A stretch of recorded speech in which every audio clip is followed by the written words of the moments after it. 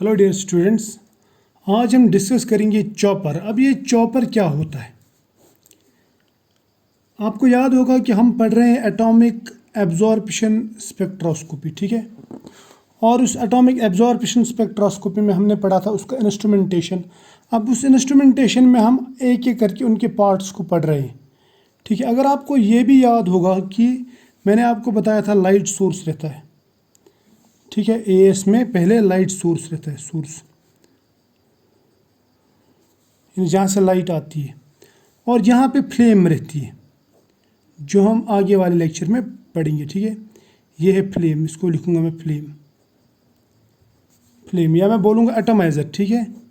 Atomiser यानी जहाँ पे एटमाइजेशन होती है, जहाँ पे एटम्स बनते हैं, यहाँ से हम लाइट डालते हैं, इसके थ्रू जाती है, इन एटम्स के थ्रू। इसमें से कुछ लाइट एब्जॉर्ब होती है और कुछ बाहर निकल जाती है।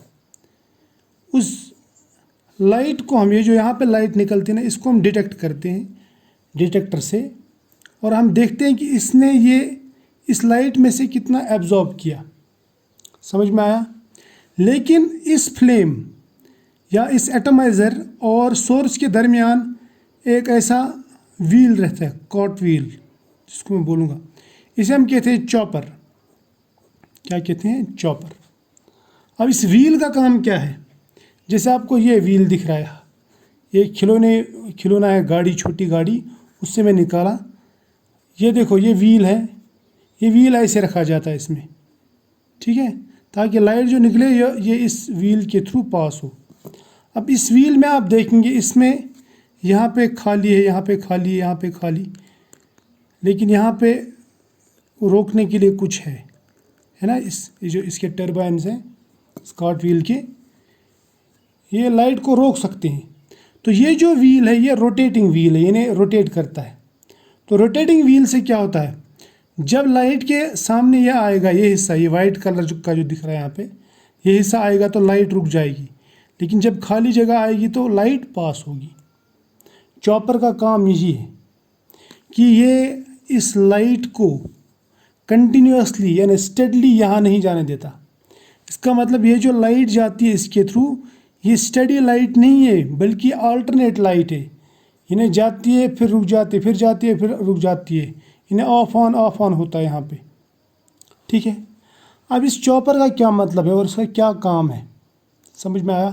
देखो, हमने यहाँ से लाइट डाली, ये एटमाइज़र है, ये फ्लेम है, मान लो ये फ्लेम भी लाइट देगा, ये इसकी खुद की लाइट होगी। यहाँ से भी लाइट आ रही है, तो हमें कैसे पता चलेगा कि कितनी लाइट एब्जॉर्ब हुई और कितनी नहीं हुई? यहाँ से भी लाइट आ रही है, यहाँ से भी, फ्लेम से भी लाइट निकलती है, ठीक है। हालांकि हम एक पर्टिकुलर फ्रीक्वेंसी या पर्टिकुलर वेवलेंथ की लाइट यहाँ से इधर पास कराते हैं, लेकिन फिर भी हो सकता है इस फ्लेम से भी वो फ्रीक्वेंसी की लाइट या वो वेवलेंथ की लाइट यहाँ निकल गई, तो हमें जो यहाँ पे रीडिंग आएगी वो गलत आएगी, रॉन्ग रीडिंग। उस गलत रीडिंग को रोकने के लिए हम क्या करते हैं, हम यहाँ पे ये वाली जो लाइट है ये कंटिन्यूसली नहीं देते, बल्कि क्या देते हैं, ये अल्टरनेटिव देते हैं, यानी हम इसको रोटेट कराते रहते हैं। इससे क्या होता है, या ऐसे कराते रहते हैं, इससे क्या होता है, यहाँ पे कभी लाइट रुक जाती है तो कभी पास होती है। So it is not study light, बल्कि क्या है, ये अल्टरनेटिंग लाइट, राइट। और हम यहाँ पे जो डिटेक्टर लगाते हैं, वो डिटेक्टर स्टडी लाइट को यहाँ पे रीड नहीं करता, यानी इसको डिटेक्ट नहीं करता। उसको हम प्रोग्राम करके रखते हैं ताकि हम यहाँ पे ये जो लाइट, ये जो लाइट आ रही है, डिसकंटिन्यूस लाइट, अल्टरनेटिंग लाइट, ये यहाँ पे जाए और ये रीड हो। यानी या मैं ऐसा बोल सकता हूँ कि हमारा जो इंस्ट्रूमेंट है उसमें हम उसको प्रोग्राम करके रखते हैं कि वो अल्टरनेटिंग करंट या अल्टरनेटिंग लाइट को डिटेक्ट करे, न कि कंटिन्यूस लाइट को। समझ में आया? तो चॉपर का जो काम है वो ये है कि वो इस सोर्स की जो लाइट है वो कंटिन्यूसली यहाँ जाने नहीं देता, बल्कि अल्टरनेटिवली जाने देता है। यानी कभी जाती है लाइट तो कभी नहीं जाती है। यानी ये व्हील जो है, ये व्हील ये कंटिन्यूसली रोटेट करते रहता है और लाइट भी उसी हिसाब से जाती है, यानी on off on off on off and so on. और यहाँ पे जो हमारा इंस्ट्रूमेंट जो है वो इस ऑन ऑफ वाली लाइट को डिटेक्ट करता है, न कि कंटिन्यूस लाइट को। यानी फ्लेम की जो लाइट है वो कंटिन्यूस है, जबकि सोर्स की जो लाइट है वो ऑन ऑफ वाली लाइट है।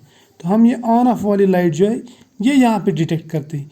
ये कंटिन्यूस या स्टेडी लाइट जो है, स्टेडी लाइट, इसको हम कैंसिल करते हैं, इसको हम डिटेक्ट यहाँ पे नहीं कराते। तो ये इसका चॉपर का काम है। क्लियर?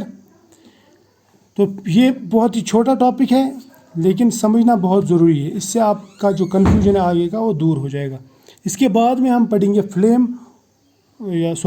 एटमाइज़र पढ़ेंगे और हम देखेंगे एटमाइजेशन कैसे होती है।